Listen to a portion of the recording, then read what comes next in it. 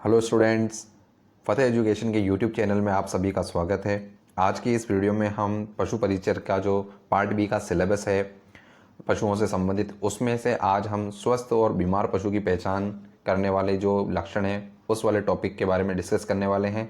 तो आज की इस वीडियो में हम डिस्कस करेंगे कि स्वस्थ पशु के और बीमार पशु के क्या पहचान के लक्षण हैं और उसके बाद इनकी नाड़ी दर, श्वसन दर, ये सब भी हम इनके थोड़े फैक्ट्स के रूप में कि किस पशु की कितनी नाड़ी दर होती है, कितनी श्वसन दर होती है, ये भी देखेंगे। इसके भी फैक्ट्स हम देखने वाले हैं। तो चलिए शुरू करते हैं कि सबसे पहले है हमारे स्वस्थ पशु की क्या पहचान होती है कि आखिर एक पशु अगर स्वस्थ है तो उसके क्या क्या लक्षण हमें दिखाई देते हैं और उसको देख करके हम बता सकते हैं कि कौन सा पशु स्वस्थ है और कौन सा पशु बीमार है। तो उसके कुछ लक्षण होते हैं जिनमें से हमें कुछ मोटे मोटे तौर पर कुछ लक्षणों को ध्यान में रखना है, जिनमें से आपके कुछ भी एग्जाम्पल थ्योरेटिकल क्वेश्चन बनने पर आपसे पूछा जा सकता है। तो देखते हैं स्वस्थ पशु के क्या पहचान है, क्या लक्षण है। तो जो एक स्वस्थ पशु होता है वो क्या होता है विद्यार्थियों, रेवड़ में रहता है, रेवड़ में रहेगा, झुंड में रहेगा और साथ साथ उनके साथ खाएगा, उनके साथ रहेगा, उनके साथ उठेगा बैठेगा। तो रेवड़ में रहता है एक स्वस्थ पशु आमतौर पर। और पशु क्या करता है कि कोई भी आवाज़ अगर वो होती है या कोई भी प्रकार की गति होती है तो उसके प्रति क्या करता है, रेस्पॉन्स देता है, उसके प्रति क्या होता है, संवेदनशील होता है। उसके बाद क्या होता है, तीसरा लक्षण में बात करते हैं तो क्या करता है कि पूरा भोजन पेट भर करके खाना खाता है। और क्या करता है उसके बाद में पशुओं की क्या होती है, एक आदत होती है, वो खाना एक बार में खाने के बाद में उसके बाद में क्या करते हैं, बैठ करके उसको वापस जुगाली करते हैं। तो जुगाली करते हुए आपने गाय को कई बार देखा होगा, तो बहुत सारे पशु जो है वो जुगाली भी करते हैं। तो जुगाली करना उसका क्या है, एक स्वस्थ पशु का लक्षण है। आंखें क्या होती है, चमकदार होती है और सचेत होता है एकदम। जो स्वस्थ पशु होता है वो एकदम सचेत होता है, किसी भी प्रकार की गतिविधि के प्रति क्या होता है, रेस्पॉन्स देता है। शरीर का तापमान सामान्य होता है। पशु के द्वारा क्या होता है, पूंछ और सिर हिलाते रहना और सिर ऊंचा उठाए रखना, यानी एक जो स्वस्थ पशु होता है वो अपना सिर उठाए रखता है और अपना सिर हिलाता है, पूंछ हिलाता है। तो ये सारी चीज़ें क्या है, एक स्वस्थ पशु का लक्षण है। नाड़ी की गति सामान्य होती है। पशु के पेशाब का रंग जो होता है हल्का पीला पानी जैसा, और दुर्गंध जो होती है वो न के बराबर आती है, क्योंकि बीमार पशु के क्या होता है इसमें टॉयलेट में भी क्या होती है, बदबू आने लगती है। तो एक स्वस्थ पशु का लक्षण ये है कि उसके जो पेशाब का रंग होता है वो हल्का पीला होता है, ज़्यादा पीला नहीं होता है, पानी जैसा होता है और दुर्गंध नहीं आती है। आगे बढ़ते हैं, आगे बात करते हैं अब हमारे विद्यार्थियों,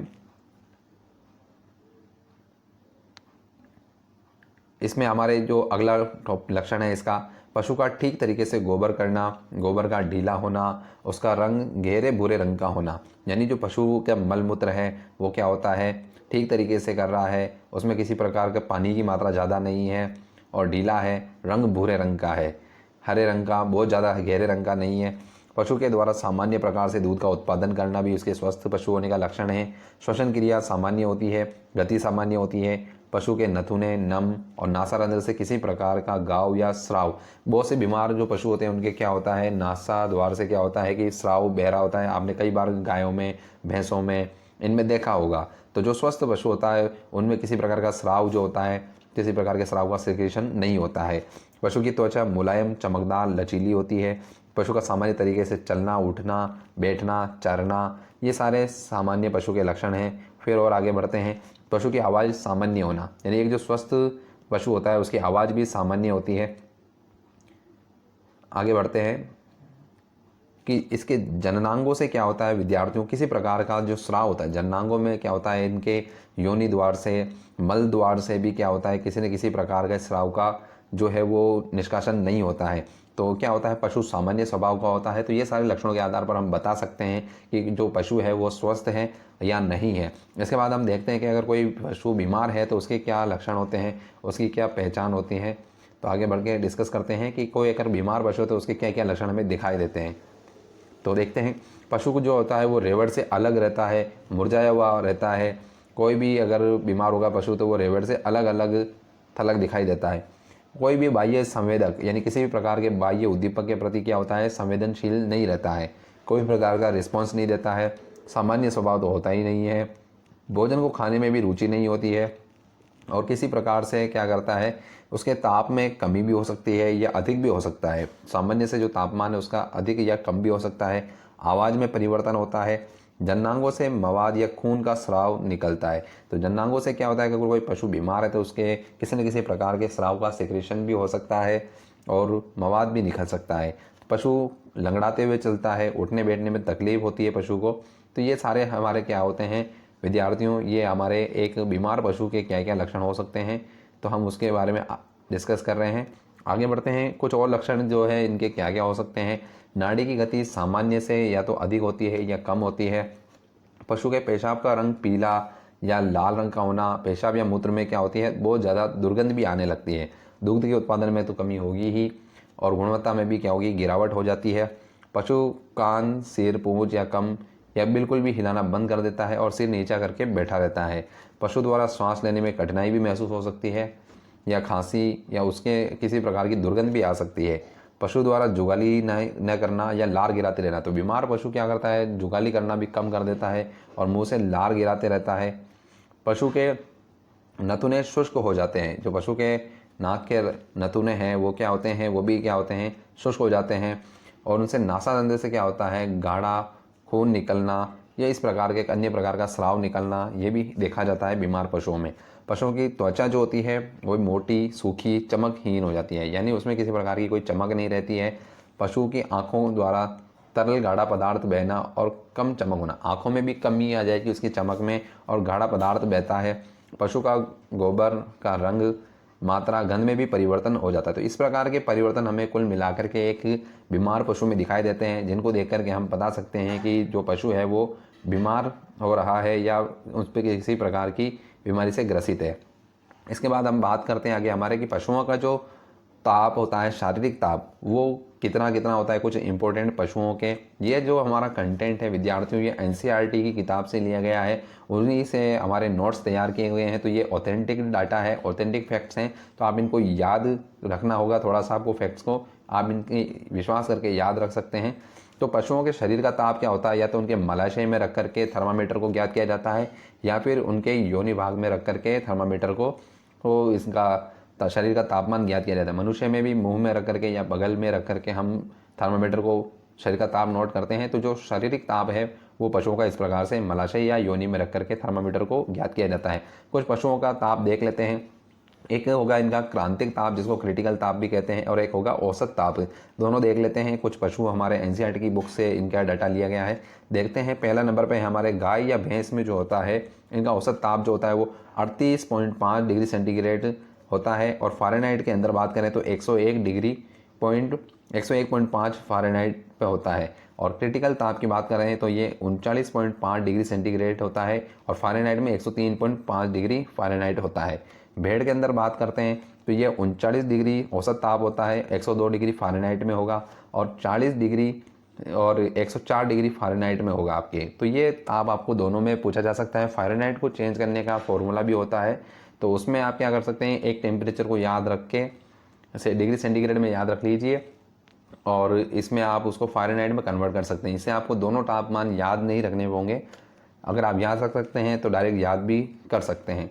घोड़े की बात करते हैं तो इसमें औसत ताप जो होता है वो 38 डिग्री सेंटीग्रेड होता है और फ़ारेनहाइट में 100.5 डिग्री फ़ारेनहाइट होता है और 39 डिग्री सेंटीग्रेड आपकी क्रिटिकल ताप होता है और फ़ारेनहाइट में 102 फ़ारेनहाइट होता है। सुअर की बात करते हैं तो 39.5 डिग्री सेंटीग्रेड औसत ताप होता है, 103 हमारे फ़ारेनहाइट में होता है और 40 डिग्री सेंटीग्रेड और 104 फ़ारेनहाइट आपके क्रिटिकल ताप होता है। तो ये कुछ फैक्ट्स हैं जो इम्पोर्टेंट हैं आपके। कुछ पशुओं का आपको सामान्य ताप और क्रिटिकल ताप याद रखना है, ये आपसे पूछा जा सकता है एग्ज़ाम में। और आपको एनसीईआरटी की बुक से ऑथेंटिक फैक्ट्स कलेक्ट करके हमने अपने नोट्स में शामिल किए हैं, ये आपको याद रखने हैं। इसके बाद बात करते हैं आगे नाड़ी दर। तो नाड़ी दर क्या होती है विद्यार्थियों, नाड़ी जो हम मनुष्य में जिस प्रकार से हाथ की कलाई से ज्ञात करते हैं वैसे ही क्या होता है कुछ पशुओं में अलग अलग जो पशु होते हैं उनमें अलग अलग तरीके से इनकी नाड़ी दर ज्ञात की जाती है। तो देखिए गाय और भैंस में क्या होता है, पहला हमारा पूंछ के अधर भाग में कॉक्सिजियल धमनी होती है। तो कॉक्सिजियल धमनी होती है, उसके द्वारा हम क्या करते हैं इनकी नाड़ी दर ज्ञात करते हो। गाय और भैंस में तो हमारी कॉक्सिजियल धमनी होगी और घोड़े में क्या होता है कि चेहरे की जो फेशियल धमनी होती है उससे उसकी नाड़ी दर ज्ञात की जाती है। तो घोड़े में तो फेशियल धमनी से और गाय और भैंस में कॉक्सिजियल धमनी से। और एक तीसरा हमारा रहेगा भेड़ और बकरी में टांग के बीच में फेमोरल धमनी पाई जाती है। क्या पाई जाती है विद्यार्थियों, फेमोरल धमनी पाई जाती है, इसके द्वारा हम इनकी नाड़ी दर ज्ञात करते हैं। ये थोड़ा आपको विशेष रूप से याद रखना विद्यार्थियों। आगे बढ़ते हैं कि इनकी जो नाड़ी गति है वो भी क्या हो सकती है, हमारे पूछी जा सकती है आपसे। तो कुछ पशुओं का आपको नाड़ी गति भी ध्यान में रखनी है कि हर मिनट में प्रति मिनट इनकी नाड़ी गति की संख्या कितनी है। तो गोवंश की बात करते हैं तो इसमें 40 से 50 बार जो है नाड़ी गति आपको धड़कती हुई दिखाई देगी इसमें प्रति मिनट। और दूसरे नंबर पे भैंस में आपके 40 से 45 है, और भेड़ और बकरी में आपके 70 से 80 हो सकती है। और उसके बाद में घोड़ा है तो इसमें आपके 32 से 40 है, और कुक्कुट में आपके 200 से 400 बार नाड़ी गति प्रति मिनट आपको दिखाई देगी। इसके बाद हमारे ये जो अगला है ये पशुओं में श्वसन दर है कि प्रति मिनट में वो कितनी बार सांस लेते हैं। तो ये देख लेते हैं कि श्वसन दर जो होती है वो क्या होती है और किस प्रकार से उसको निकाला जाता है।